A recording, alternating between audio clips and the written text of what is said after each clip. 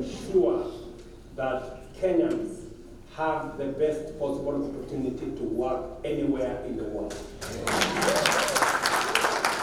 And because our human capital is tested and tried and has qualified in terms of hard work, creativity, innovation, minimum supervision, we have the best human capital, and I am very proud of our men and women who have served anywhere in the world. They have acquitted us as a nation of hardworking people.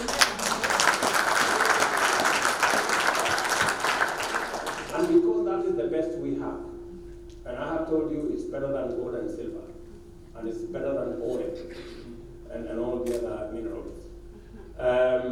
We will focus on making sure that the opportunities that are available for Kenyans to work around the globe, the government of Kenya will facilitate, will make it easy, will make it possible for Kenyans to work anywhere in the world, even as they work at home. And my focus is that in the next 3 years, our diaspora remittances must move from 400 billion to 1 trillion Kenya shillings.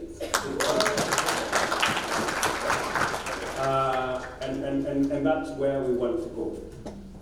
To make sure that Kenyans at home and those in diaspora have access to government services easily, without having to travel long distances, without having to queue anywhere.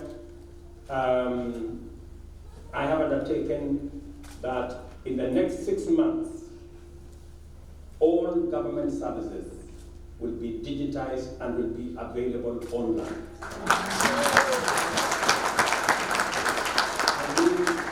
I mean all government services. At the moment, we have only 300 government services available online. But in the next 6 months, we will have onboarded 5,000 government services online and available on the digital platform, so that even when you are anywhere in the world, you can still access government services. And we have already agreed with all the stakeholders. We have put in place the necessary mechanism to ensure that that happens, and I mean in 6 months.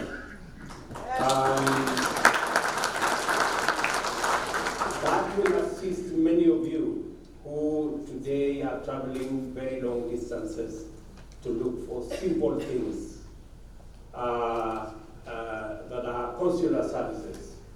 And I have told Mutua and my good sister Rosaline here that they must come up with a mechanism where you don't have to travel to come and look for your passport. If you're living in Minnesota, if you're living in North Carolina, if you're living anywhere in any part of the US, you should be able to get those services online, or they have to design a mechanism where even if biometrics are required, they should be available in your town. So that's and I know how that can be done, just in case Mutua, you need ideas on how it is.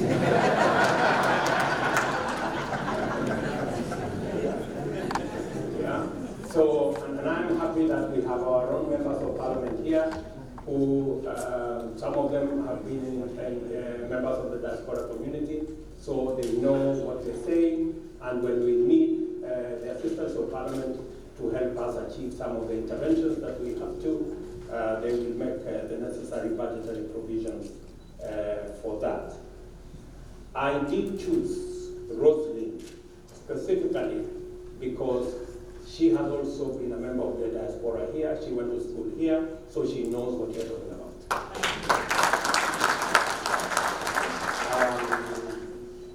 The third issue, as has been said by my good friends here, also is that we want to make it easier for you to invest at home.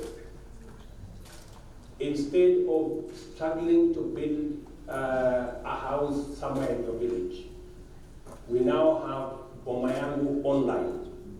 You can buy your flat, 1 bedroom, 2 bedroom, 3 bedroom, in any city in Kenya, online. And you can book for it online in America, and the government of Kenya, not your relative, not your brother, will underwrite it.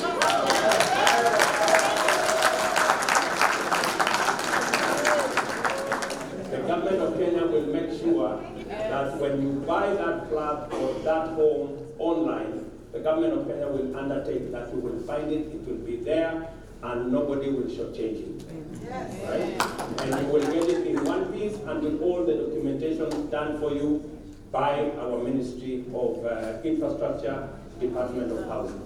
So we realize that we need to support our diaspora community by making it easy for them to invest at home. We love you!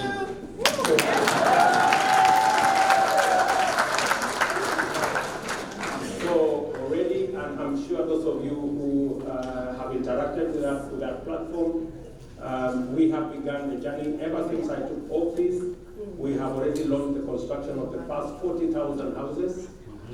We are going to do 200,000 houses every year, and we have a backlog of 2 million houses. So we have quite a journey to go, but we are going to ensure that we mobilize the necessary resources so that we can make sure that we deliver on this. And let me tell you the good news. The good news is that there are many people. In fact, we have commitments upwards of 4 trillion Kenya shillings for the building of those low-cost houses everywhere in Kenya. So we have the resources to be able to do what we must do. Commitments from different partners, people who have been looking for an opportunity to invest with us in Kenya and making sure that Kenya moves forward. Let me also say to those of you who are in the diaspora, we are working to make sure that our airline, Kenya Airways, we had discussions this morning to make Kenya Airways much more versatile, much more user-friendly, fit for purpose.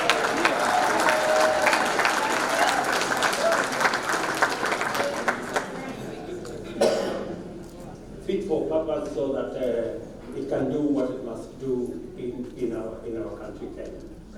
Let me conclude because I can take 1 or 2 questions from you guys, but let me conclude by saying that I will get another moment to come here when we are not busy, when we are not part of another big organized forum like the one we are with here, so that we can interact, I can listen to some of the issues that are of concern to you guys, and I can tell you the ideas that we have on what we need to do, and I can pick some of the ideas from you as well, so that we can get a hybrid of ideas from you and from back home, and see how we can take our country to the next level. And finally, as members of the diaspora community, as you lean backwards to accommodate the many people at home, I am looking forward to working with you as ambassadors to assist the Ministry of Foreign Affairs, our diaspora department, in opportunities for our country. Opportunities, you've heard our Prime Cabinet Secretary Musalia Mudavadi say, the US is now the largest trading partner with Kenya. And we need to look for opportunities for doing business, for investment, for export into the US and into other parts of the world. And you are our frontline soldiers. You are the people who will tell us where the opportunities are, even as we work with government agencies and other bodies that work with government you should be able to give us the ideas of what you think we need to do. We still export most of our tea in bulk. We have undertaken that in the next 5 years, the 95% of our tea that we export in bulk, we're going to process, we're going to value add.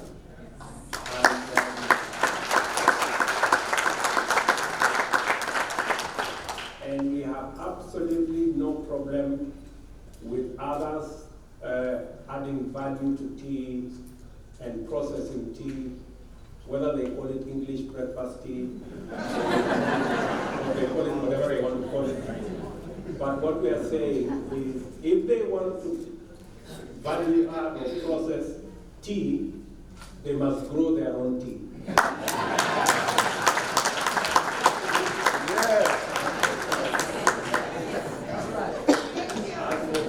As for Kenyan tea, the one we grow, we will value add and process ourselves.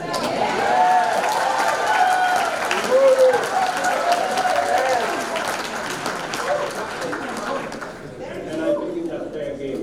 We're not forcing nobody to do nothing. We're just saying we must do what we must do.